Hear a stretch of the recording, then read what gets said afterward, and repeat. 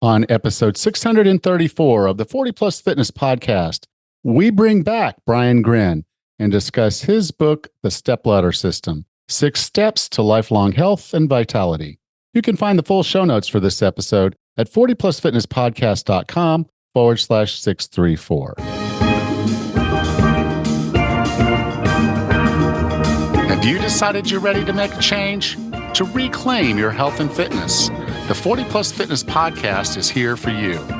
Each week, we dive deep into health and fitness topics that affect those of us over 40. I'm Coach Allen. I'm an NASM certified personal trainer with specializations in corrective exercise, behavior change, performance enhancement, and fitness nutrition. A Precision Nutrition Level 1 coach, a FAI certified functional age-link specialist, and an OTA Level 2 online trainer. Each week, I'm joined by our co-host, Coach Rachel. She is an NASM certified personal trainer and a RRCA Level 1 run coach. Let us be your coaches as you find your way on your health and fitness journey. All right, let's go.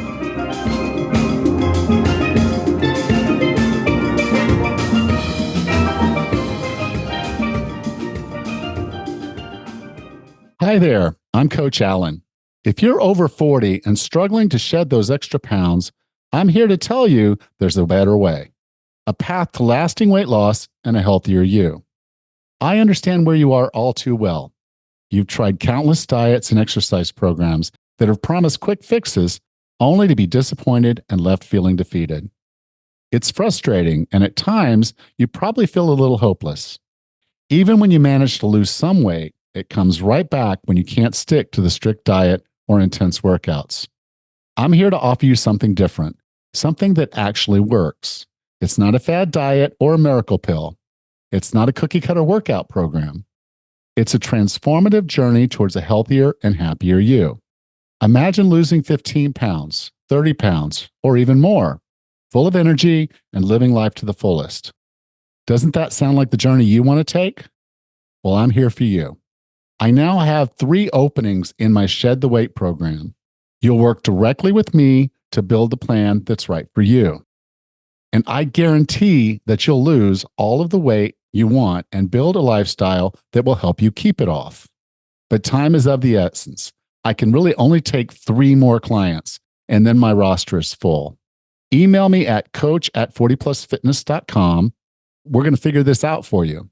So what are you waiting for? Take action now. If you're ready to invest in yourself, to break free from the cycle of failed attempts, and to finally achieve the results you've been longing for, email me, coach@40plusfitness.com. You don't have to do this alone. With the right guidance, support, and accountability, your weight loss goals can become reality. Email me right now, coach@40plusfitness.com. And let's make 2024 the year you lose the weight and transform your life for good. Welcome, Raz. Hey, Alan. How are you today? I'm doing all right. A lot going on for me. Mm-hmm. Yeah, I'm going to say I'm busy. I think you're always busy, Alan. You got a lot going on. I don't even know how people get bored. For the love of God, just a boring day. Could I have a boring day, please?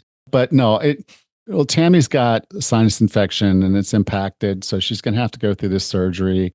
So she's over in Panama City. She wasn't sure she'd need the surgery to start with, but she met with them and they're like, yes, you absolutely need the surgery. So they're trying to get that scheduled and the insurance and everything else. And so nothing's happening nearly as fast as we want it to.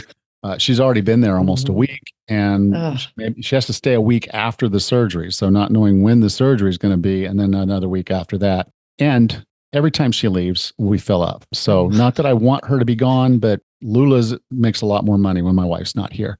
That's crazy. Handily spending it in Panama City, but that's okay. And then the other thing is, I did want to be on other podcasts to try to get out there. And so I've scheduled over 30 interviews, and those are going on. And if you're interested in any of those or want to see what I've done, you can go to 40plusfitness.com/media, and that'll take you to my media appearances page. I've got all of those in there. As they go live, you'll be able to see what I'm on, and then you can either click through there to go to the episode or just try to find that episode on your podcast listener of choice, because they're all out there. And then, check them out, because, awesome. it's an opportunity for me to work on my messaging, to understand things. And they're all a little different because it's just different perspectives of different people asking questions. So it's a lot of fun. It does take time. But at the same time, I wanted to put that out there so more people kind of got the word, what we're doing here. So I'm enjoying that. But busy. Awesome. Busy is still the word of the day. Oh gosh, Alan. Well, I'm glad to hear Lula's is busy, but I hope you get to have a few minutes to yourself soon. Well, I do prioritize my sleep. So I do Good. shut the door and I do go to sleep and I sleep Good, very good. well. So I am getting my sleep. There's other things that aren't getting done and I'm a little frustrated with it, but I can't be Sure. frustrated. It is what it is. So I apologize if you've been adversely affected by my inability to get everything done, but it is what it is. It is. So how are things up there? Good. We just wrapped up maple syrup season. So personally, I'm kind of glad we put an end to that. So we finished our last boil over the weekend. And between the 2 weekends of boiling sap into syrup, I think we netted almost 3 gallons of maple syrup, which we promptly hand off to our friends and family. So Yeah, it's just enough. I saw something the other day. Is it like 45 gallons of the sap to make the syrup? Roughly, I would say anywhere between 30 to 40 to 1, but yeah, Wow. somewhere around there. Yeah, it's a long process. So we started a little bit of boiling on Saturday, maybe a couple hours worth, but then on Sunday, we started at about 10:30 in the morning. We boiled outside until about 8:30 at night.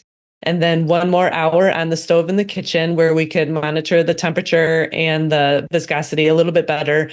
And then we had them in the can by 9:30, which we sterilized. So boil the jars and can it properly so it's vacuum sealed and everything. And then I finally finished cleaning up my maple syrup kitchen at about 10 o'clock at night. And then I promptly fell asleep as soon as my head hit the pillow. It's a long day. It really is. But it's a lot of fun to share so that people actually see how the process is done and get to taste it right from the tree, right from as it's getting boiled, although not while it's boiling. But yeah, it's a fun day and delicious. Good. That's exciting. All right. Well, are you ready to talk to Brian? Sure. Our guest today is a wellness coach, podcast host, author, human movement specialist, and personal trainer. With no further ado, here's Brian Gryn. Brian, welcome back to 40 Plus Fitness. Alan, thanks for having me. I was recently on your podcast too, so it's been really cool. The book we're going to talk about today is called The Stepladder Plan, 6 Steps to Lifelong Health and Vitality. And I just want to congratulate you. It's not a long book, but it captures a really good approach to health and fitness that really, in my mind, makes it much more accessible to people who just think, okay, this is not rock. Well, it is rocket science. Our bodies are very, very complex, but here's a simple plan. Follow these 6 steps. And you spend a good bit of time on the front end, which is really good, kind of get defining why a lot of this is going to work the way it's going to work and why we can actually take a simple approach and make it work. Yeah. And I mean, I think with the whole idea with the book is to make sure that the person takes action. There's a lot of information out there and that's all great. But like, if you don't do anything with that information, it doesn't really mean anything.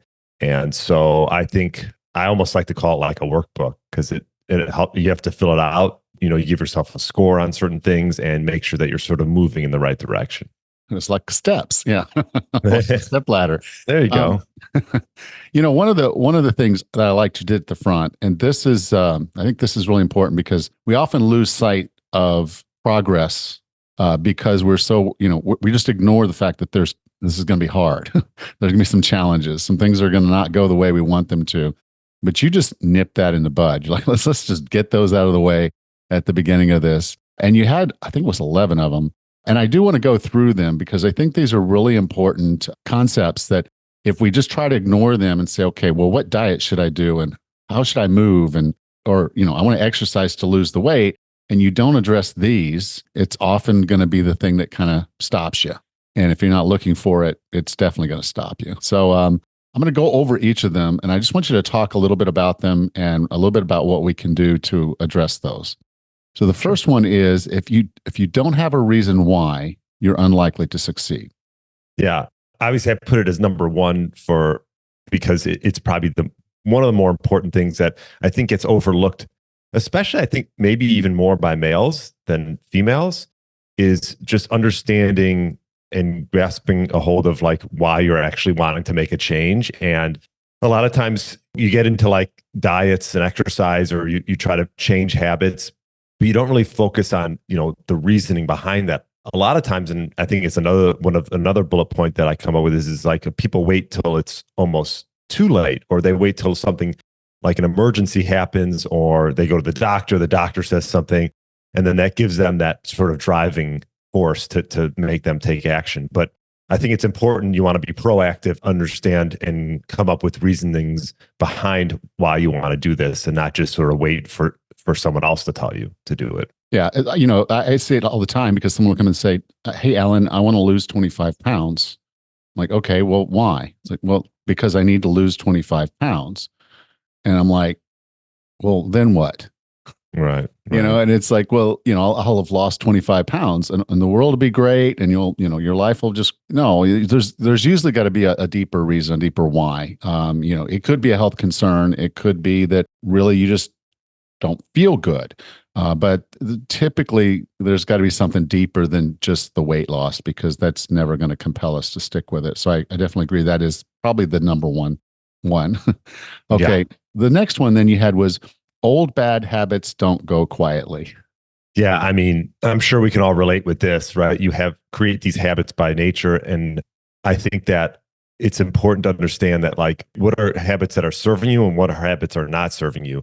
And we all have both, right? But changing these habits is very difficult. I think more difficult than people understand. And this is just something I talk about, that I think it's just more of less being aware of it and understanding that it's not about having every perfect habit in the world, but creating some type of balance. And I think people get into problems when they try to change a bunch of habits all at once.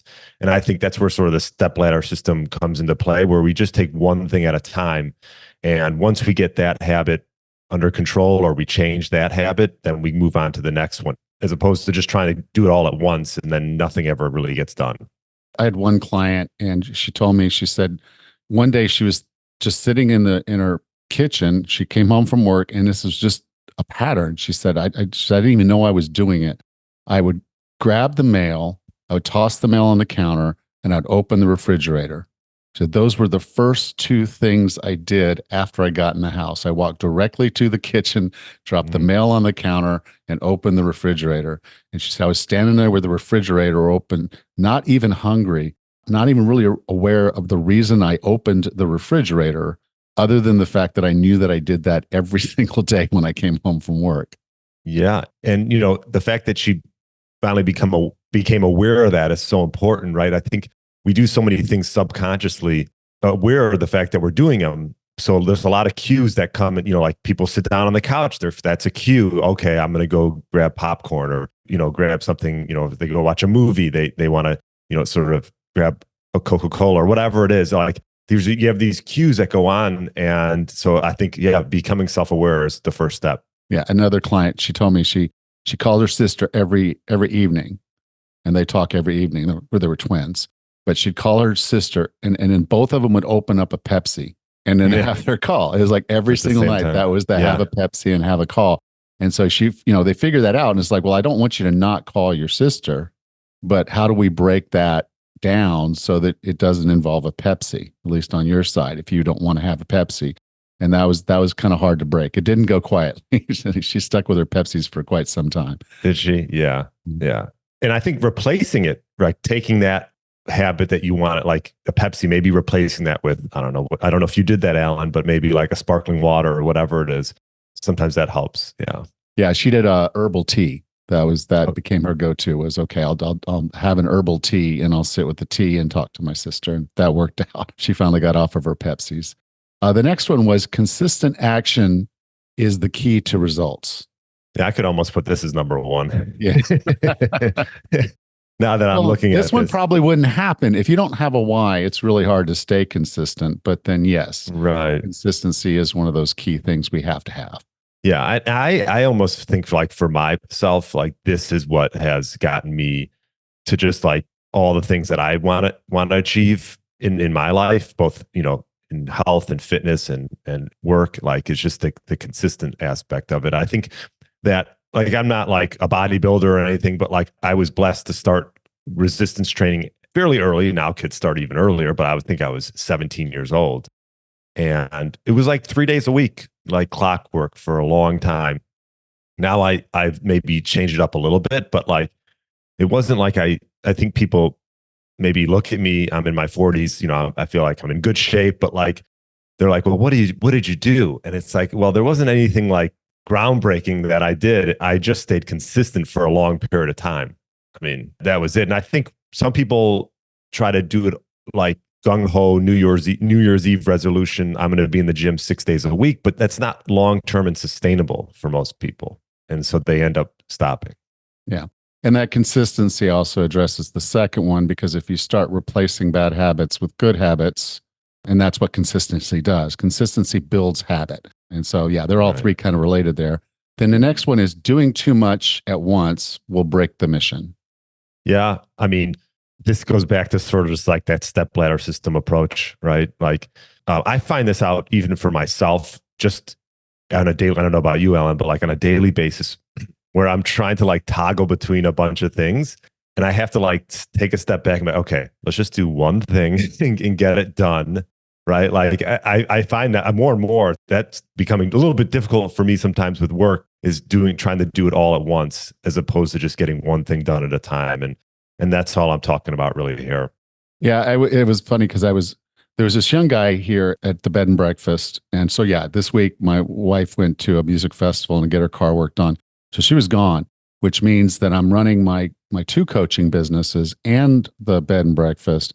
And one of the guests, he's a younger guy, he says, be willing to come up and do an interview with me. I do this show where, and I'm like, sure. His show is it's like talking to old people about what it's like to be old. So yeah, there I am. What's it like to be old? Was the actual kind of the just the interview. Yeah.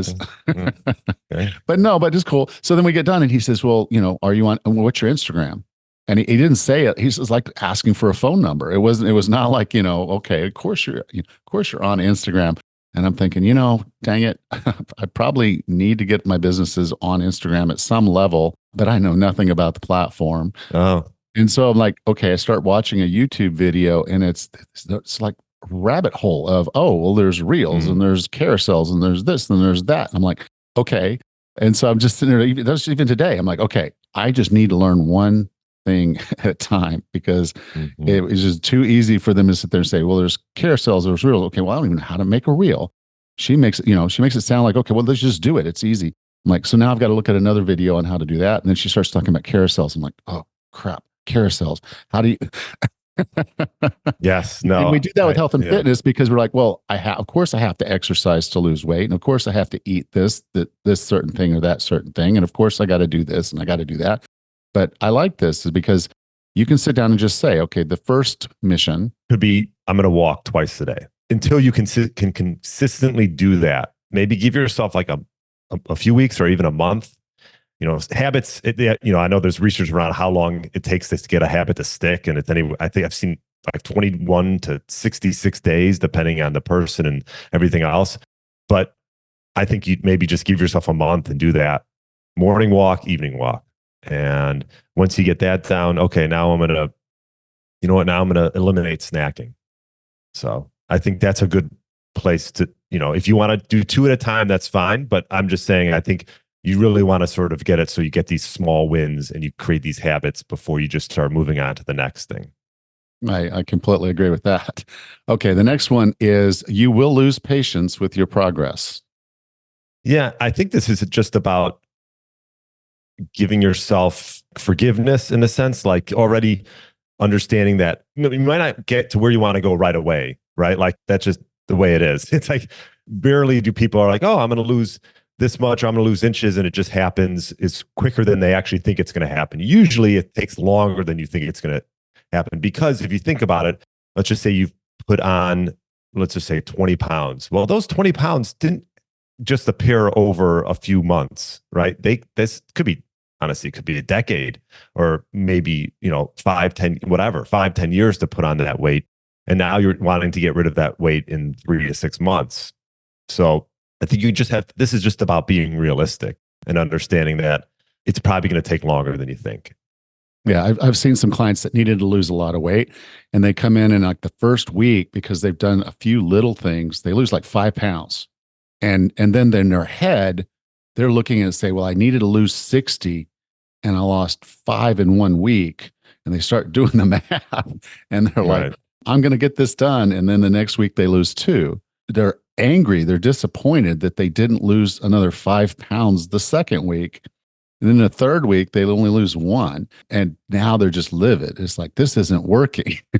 They've lost 9 pounds in 3 weeks and they're upset with the progress. It's mind boggling. And I equate it to golf. Like, I don't know if you golf, Alan. You live on a beautiful island, but I'm a big golfer, and I equate it to, okay, let's say you're a 20 handicap and you want to get down to a 5 handicap. Well, going from a 20 handicap to like a 12 handicap is probably going to happen faster than you think, maybe. But if you put the time, I mean, that's a big jump. But to get from like a 12 to a 5 is even more difficult, and it's going to take you more time. Potentially, I can tell you from personal experience, I've been in single digits for a while. Getting from like a 3 to a 0 is very difficult, so it's like those progressions get more difficult, like the better you get. And sort of the same thing with weight loss and things like that. And it's almost never a straight line. Even with your golf there, it's like you might go out and have this great session and you're like, man, I just dropped it. I just did, 2 over. I like this. And then you go back the next time and you're back to 3 and you're like, crap, what am I doing wrong? And you're not doing anything wrong. You just have to stick with it and stay consistent. So, those first lessons, the why and the consistency, those still apply. You just now have to be patient with knowing you're doing the right thing, even though you might not be seeing the results that you believe you should be seeing. So the next one is it's natural for your weight loss to plateau. So very similar. Mm-hmm. And this is just more or less like, if you've had a body weight sort of set point for a while, getting it down is difficult, and it's going to be natural for your body to want to go back up to that set point. And so I just think that it's very difficult sometimes. And this goes back to just what we were talking about, was it's probably going to take you longer than you think. And you just sort of have to be patient, and also understand the fact that, if you are like in your 40s and 50s, that your set point weight might never get back to where it was when you were 30 years old. And I think people have that in their mind because time goes so fast. You're like, oh, I can get back to where I was. And for some people it's doable, but I think most importantly, other than, I know we talk a lot about weight, is more like health, right? Like weight is obviously one aspect of health. Obviously, if you have a lot of, let's just say, visceral fat, that's not healthy, but there's other things that should equate to health other than just talking about weight. So I think that's also important to keep in mind. Yeah. One of the ways I explained it to one of my clients, I was like, okay, let's say you're climbing a mountain and then you come up on a ridge and you're walking across this ridge to get back to a point where you can actually start climbing again. If you stop walking, you're no longer climbing at all. And a lot of people will just start coming down the mountain. They say, well, I wasn't climbing. I wasn't going up. So it wasn't climbing anymore. And I'm like, no, it's just that consistency and the sticking with it and being patient. You work your way through that ridge, and then there'll be a point where you potentially can be climbing again. But you just have to stick with it. And that's why, and one of the things I like that you bring up in the book is just make this more lifestyle based than a one-time project. And that makes this a lot easier. Yeah. And like you said, just every week might not be great, but as long as you're doing something that's moving you in the right direction, because I always go back to I guess it's a great book, and The Slight Edge, Jeff Olson. I don't know if you've read it, Alan. Great book. I haven't yet. Okay. Yeah. He just talks about, I recommend time will either expose you or you'll be able to capitalize. Like it's going to expose you either good or bad. And so if you sort of get back into those old habits, then time is sort of exposing you for the bad. And if you continually just try to do a little bit every week, you're going to put time on your side eventually. I almost want to skip this next one because I get so angry talking about this. But government guidelines have failed. Yeah, I mean, you got the food pyramid, right? I mean, this goes back to, let's just call it the General Mills pyramid, okay? Yeah, and I'm looking at it right now. I mean, just looking at it and seeing the bottom, which is the biggest part of the pyramid, and we got rice and pasta and breads and and sugar and flour. I don't think we need to go a ton of detail, and I'm sure the educated audience knows that majority of your diet really shouldn't be coming from that. These are just processed grains. And then next up on the list above that is, then we're getting into the vegetables and the fruits. So if you sort of eliminate, honestly, like even for myself, like I don't even think I incorporate much grains at all into my diet anymore. So if you could probably flip that guideline upside down, I think you'll be best off. I believe so too. Yeah. Just like I said, I can't say anymore because I just get so frustrated when I see how the government does this, and then they start feeding our kids that way in school, and then that becomes the normal way everybody's eating. It is what it is. But all right, the next one is we change when things get urgent. Yeah, and I talked about this early on. I think the urgency can put people into action. So I think if you can try to find a way to create this urgency, but without actually having it be like an emergency, right? Like it's almost like one thing I would say is like pick a deadline. I think picking deadlines are great. Or like we talked about, Alan, I know you did this going through your weight loss journey, is you had those races that were sort of looming. So I think it's great to sort of pick something like that out, like a race or just some type of deadline that puts you into action. And I think that can go a long way. Yeah, and it can be as simple as saying, my next birthday, because I just turned 58, my next birthday, I'll be 59. So for me to say I want to be able to accomplish a certain thing before I turn 59, I've thought about some things that I did when I was 29 and what can I recreate that at 59? What would that look like? I'm still not sure I want to commit to that right now. But yes, it's just about creating this maybe big audacious goal that is urgent. You have to do the work today if you're going to be able to do the thing then. I agree with that. I think that can be very driving and just another why. It doesn't have to be, that emotional, but it can just be a challenge that you set for yourself. So really good. Okay, the next one is this is a journey. Yeah, and this sort of equates everything that we sort of talked about is I think if you can just understand in your mind that there's not just going to be like an end, like we talked about creating a deadline, I think that helps put you into action. But then when you come up to that deadline, then picking another thing to sort of keep you moving. I think it's important, like you talk about like signing up for an event or maybe doing a 5K or whatever it is, like putting that out there, I think will help hold you accountable and put you into action. And once you hit that obstacle that you put in your way and you completed it, you did that race or whatever it was, then maybe put another one out there until you feel like it's become habitual. Because I just think about like myself, I'm not training really for anything other than my own health. And it's just become somewhat of an addiction and I enjoy it. It's a weekly thing for me. I don't have a race to look towards, but this is over years of consistency. So I think it's important to put those like races or obstacles in your way that you have to get to until it becomes habitual. And then you probably won't need to. Well, even then, I would just say, if you just look at the aging curve that's coming at us, we're in our 40s and 50s. And as we kind of go to this, we just know there's going to be those moments.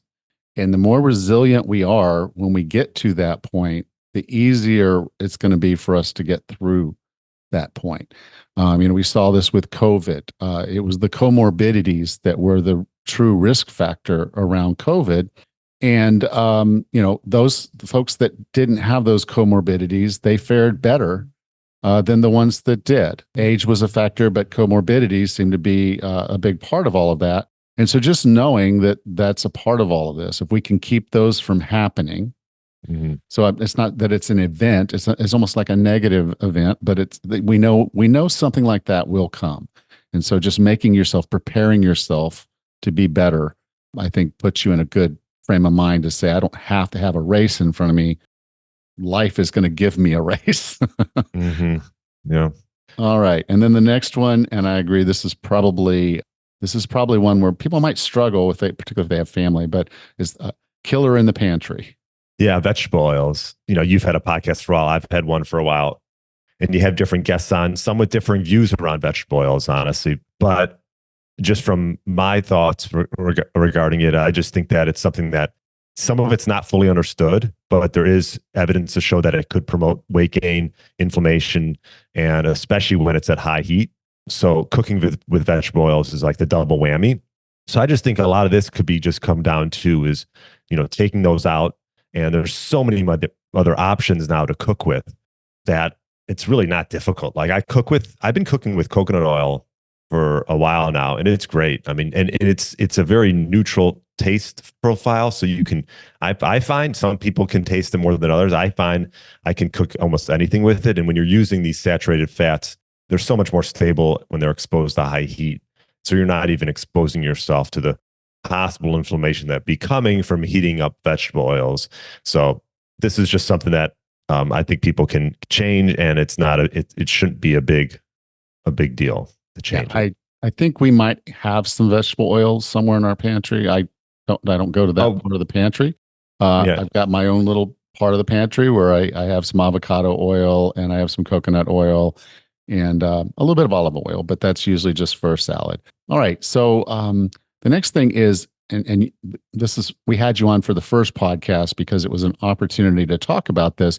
I haven't actually talked about intermittent fasting in maybe a year, maybe over a year at all. It's sort of one of those things that was very, very popular back when we had our podcast like almost 5 years ago. And now you're coming back with it. Say, hey, it's still a good strategy, it's still a good thing. Can you talk a little bit about intermittent fasting? And I will say this, when I came onto your show in 2018, my views have changed around fasting. I think at some point, we all have views that get changed a little bit, especially if we're in the health game long enough.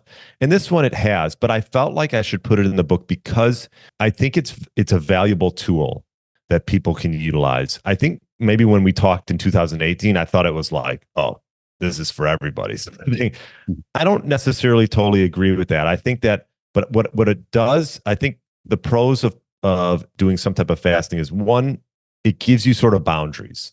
And I think for some people that's really valuable. And boundaries, and I talk about it, it's not about, saying, oh, well, how long can I go? It's more about just saying, okay, I like with a lot of my clients create these bumpers throughout the day. It's like bumper bowling where you got the bumpers on each side. So like not eating too late and not getting up and eating the second you get up. Like those two things I think can be sort of non-negotiables. And then the rest sort of is up to you. But from that standpoint, it gives you boundaries around eating. And I think that's important because let's just take cutting off eating at, let's just say 7 o'clock or 8 o'clock. Maybe give yourself maybe at least 3 hours before you go to sleep.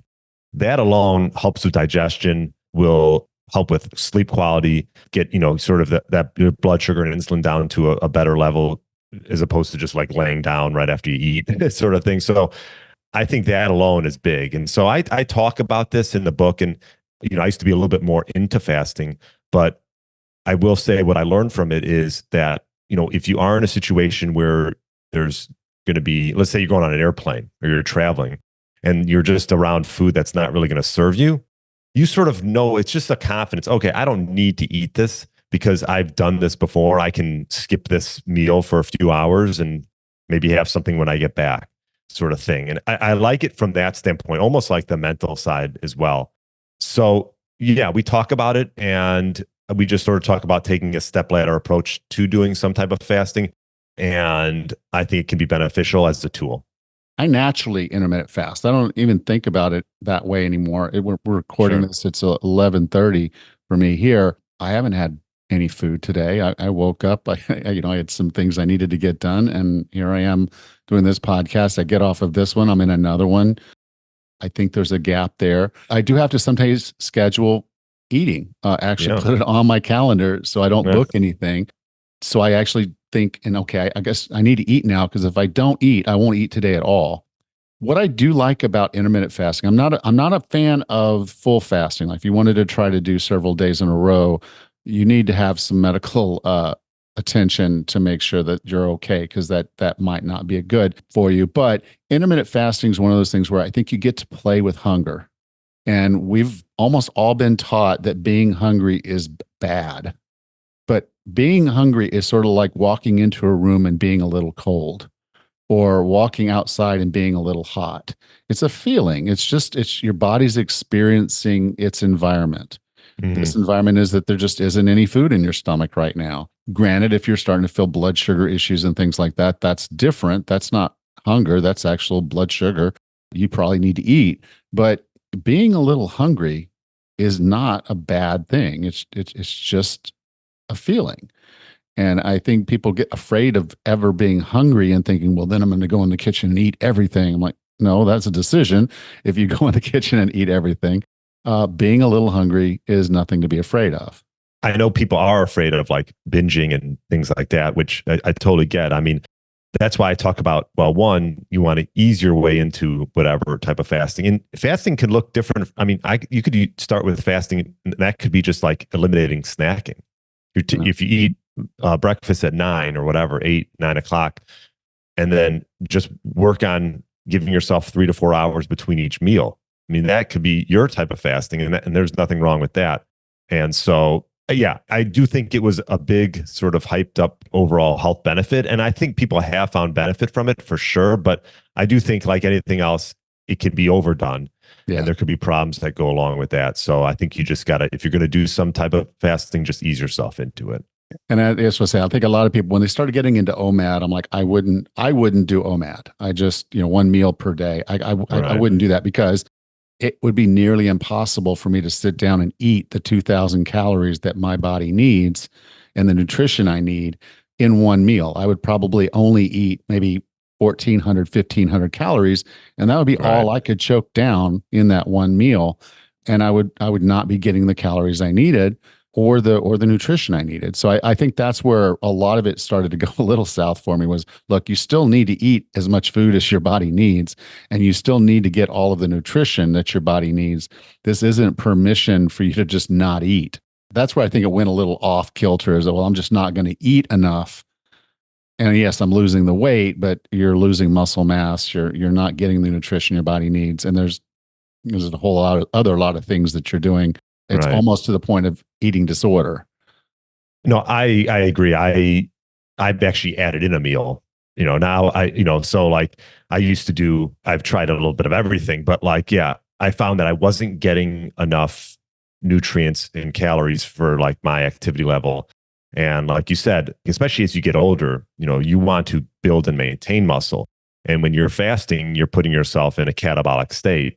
And your body's going to start breaking down tissues and things like that, and just that are important when it comes to building. So you want to sort of balance being anabolic and catabolic, and that's why I'm not a big fan of one meal a day for most people, especially aging individuals, 50 plus, 40 plus, where muscle mass is so important, and so.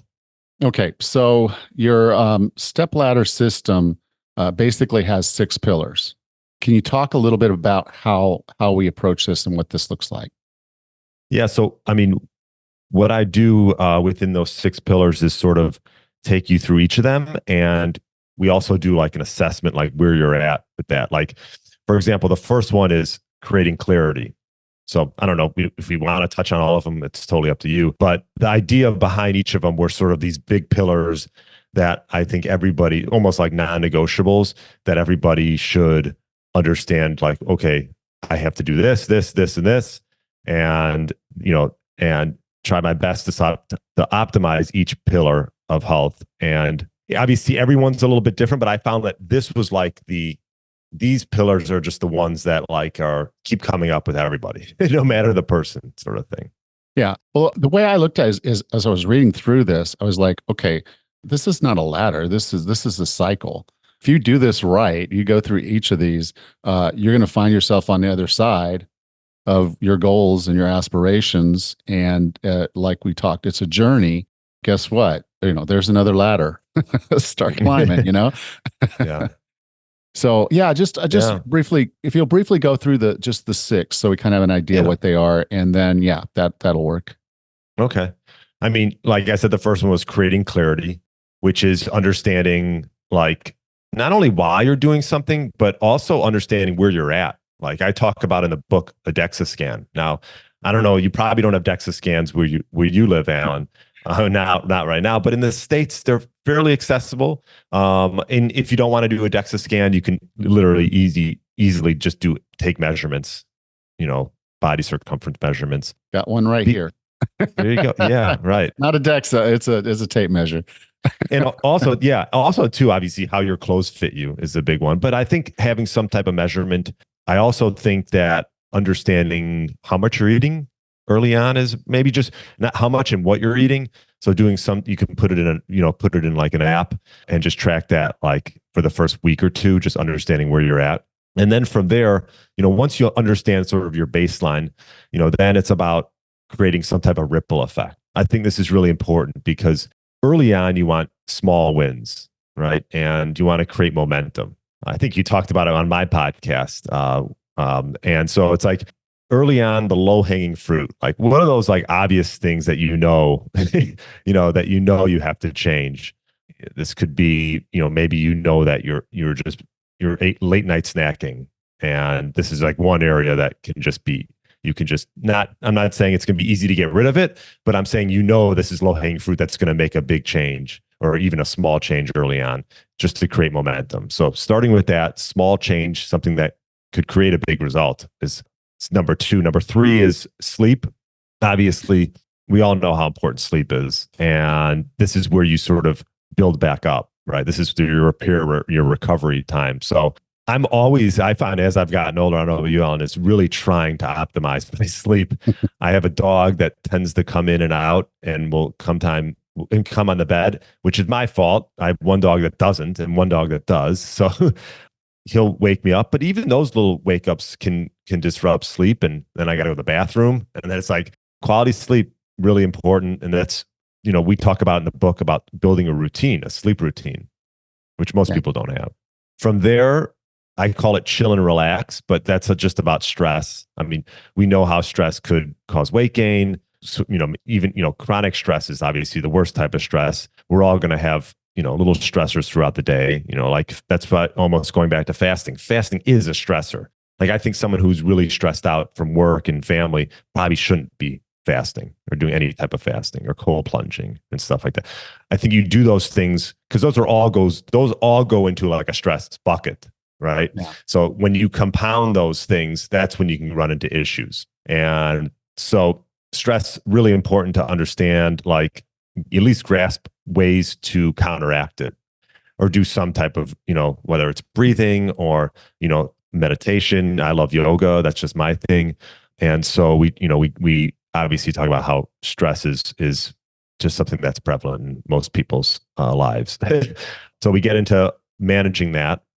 And then just like move like you mean it, I call it. So just like strength, no matter what the age, building muscle to build up and build joint integrity, bone mass, really important as you age. So I think it's something like I talk about in the book, 3 to 8% of your muscle mass decreases per decade at a rate of decline. And then once you get to your 60s, it could be even more. So the problem I see with a lot of gyms is all the cardio and like even the gym I'm at, like they're starting to put in more resistance weights, but that should be at the forefront personally.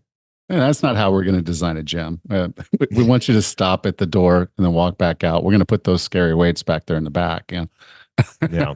No, I mean, there was a club in Chicago called East Bank Club. I'll never forget walking in and hundreds of ellipticals and this. Don't get me wrong. I think there's a time and place for cardio, but I think that strength training for aging individuals, which is everyone, is important. Is really important because we all know what sarcopenia is and we want to avoid that.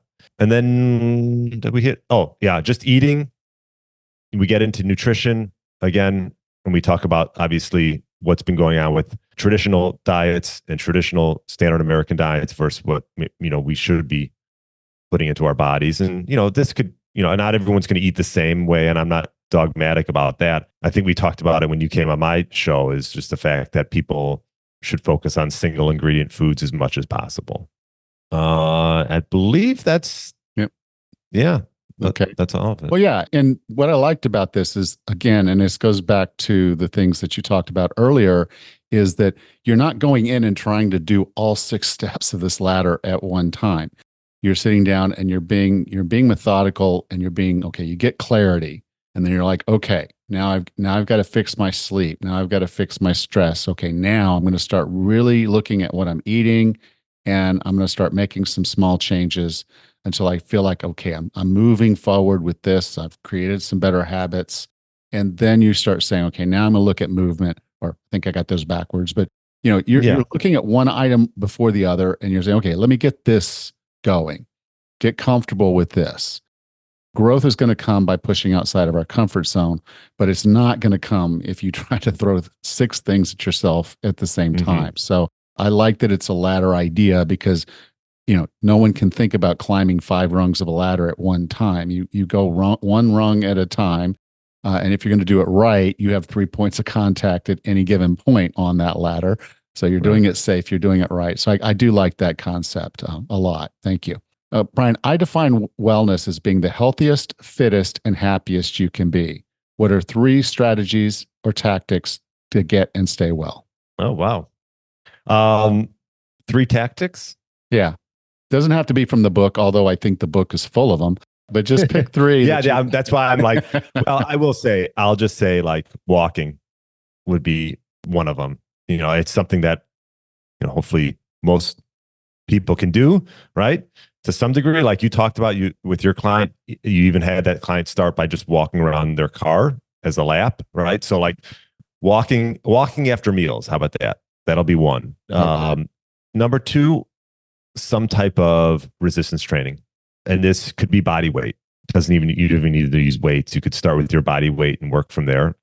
And then I think like some form of just you time where there's no phone, there's no distractions, and it could be just sitting in silence. You could do some type of this morning I just randomly on YouTube found a meditation, and I did 10 minutes with my dogs. All of us just laid there. So I just think you don't have to be very spiritual, but I think some type of sort of just, especially nowadays, because we're just being thrown everything from like these apps, computers, phones. It's like, if you can just find 10 minutes out of the day to just lay there and with nothing, I think that would be my third tactic. Okay, great. Thank you for that. Yeah. Brian, if someone wanted to learn more about you and your book, The Stepladder System, where would you like for me to send them? Well, it's all on briangrin.com. The book can be bought as a PDF or as a hardcover on Amazon, or I should say a soft cover, which is right here if you're watching on. So you can get that on Amazon. But if you want just the PDF to pull up, that can be bought through briangrin.com or stepladdersystem.com. Okay. You can go to 40plusfitnesspodcast.com/634, and I'll be sure to have those links there. Brian, thank you for being a part of 40 Plus Fitness again. Alan, I'm glad I could come back. What is it, 6 years later? 6 years, yeah. Crazy. Well, maybe we'll do it in another. Maybe let's not wait 6 years. Let's not wait 6. I know. But yeah, let's do this again. Definitely. Thank you so much for being here. Thanks, Alan.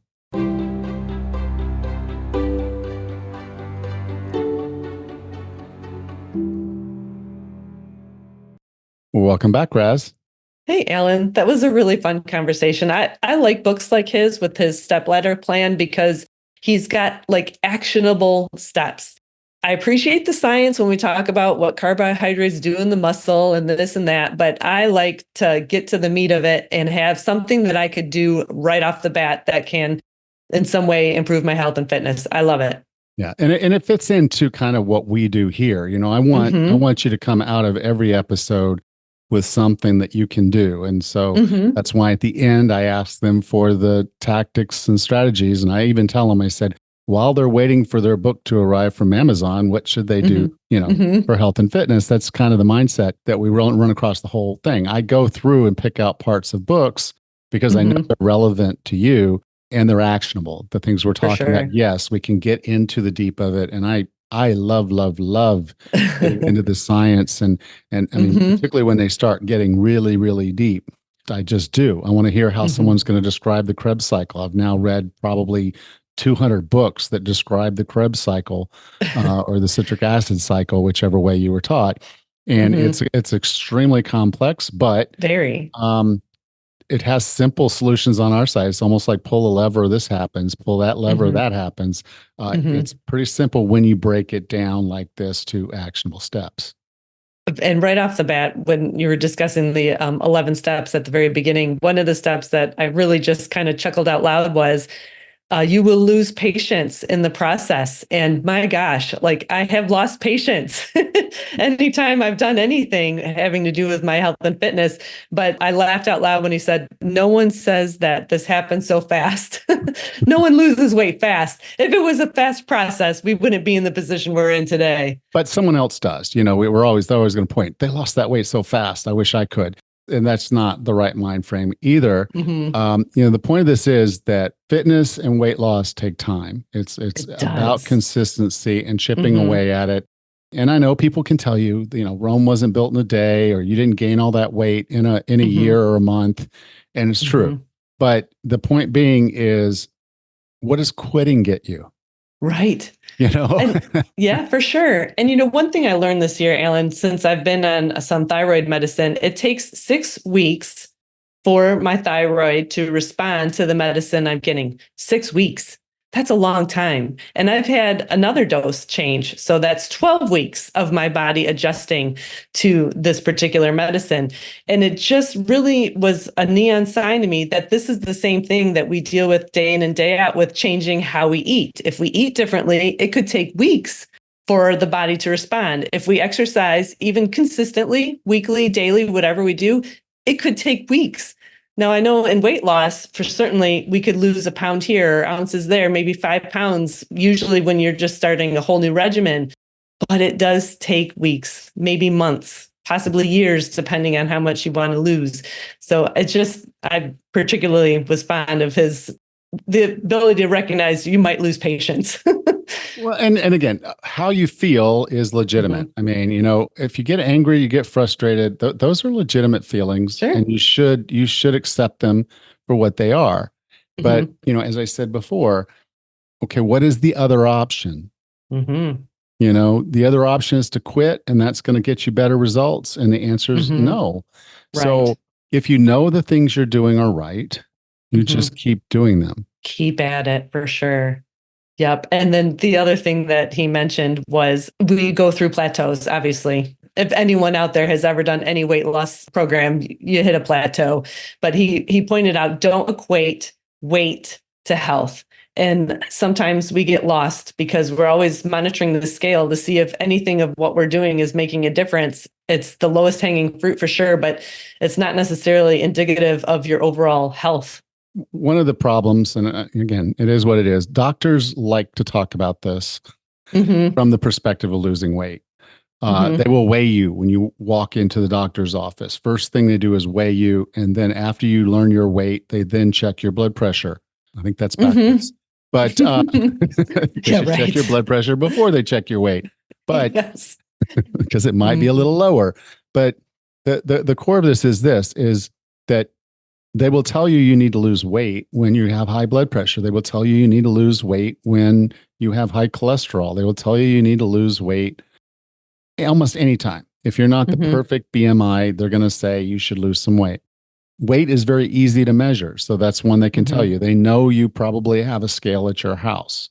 So it's easy for you to step on that scale and see some marker of success, if you will. But the reality is that weight loss is a side effect of doing the things to make yourself healthy. So is feeling better. So is your skin looking better. So is you having more energy. Oh, that's huge. And I think those are so much more important than your weight. Right. Yes, being obese or morbidly obese does impact your health. That's why it says morbidly. That's why it's in the word, the description of it. And so, yes, there are reasons for you to try to keep yourself in kind of a healthy weight. Is that based, is that BMI? I don't know. No one can sit there and tie BMI and say, oh, your BMI is 25, so the likelihood you're going to die is that much more than someone else. No, there are people with BMIs well over 25 that are just fine. And there are people with BMIs of 16 that are not fine. So, don't let the weight be the thing that it upsets you, because it is not straight line. And unfortunately, all the tools will tell you, you can go on to MyFitnessPal. If you eat like you did today, you'll lose 25 pounds in the next 6 weeks. Well, guess what doesn't happen in the next 6 weeks? Because your body is always going to be responding.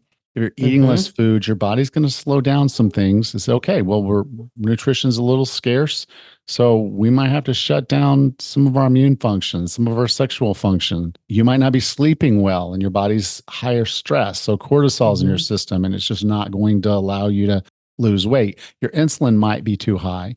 And as a result, you're just not able to lose weight, at least not in a healthy way. Or you're just holding on to a little bit more water because it's the time of the month, or you had a little bit too much salt with the last meal and your body's retaining that liquid. There's so many things. Yeah. There's so much to it. And so don't get locked into the weight. If you're going to get locked into anything, when you wake up in the morning and you look at yourself in the mirror while you're brushing your teeth, how do your eyes look? How does your skin look? How do you feel? What's your energy level? That is the measurement. And guess what? You don't even have to have a scale to do it. You just need a mirror. I love that. That's perfect. I love his tips and his other his 6 steps and his ladder plan. It was just a great book. I think this would be a really nice one to read. It is. It does walk you through the process, which sometimes is just what we need. Is something we can just follow. I'm not going to say to make it mindless, but to just make it where there's a structure to what you're doing. Sometimes you get that with a coach. In this case, you might be able to get it with a book. I love that. That's super helpful. All right. Well, I will talk to you next week. Take care, Alan. You too. Thank you. Bye. Bye-bye. Next time on the 40 Plus Fitness podcast, we meet Dr. Georgia Eade and discuss her book, Change Your Diet, Change Your Mind, a powerful plan to improve mood, overcome anxiety, and protect memory for a lifetime of optimal mental health.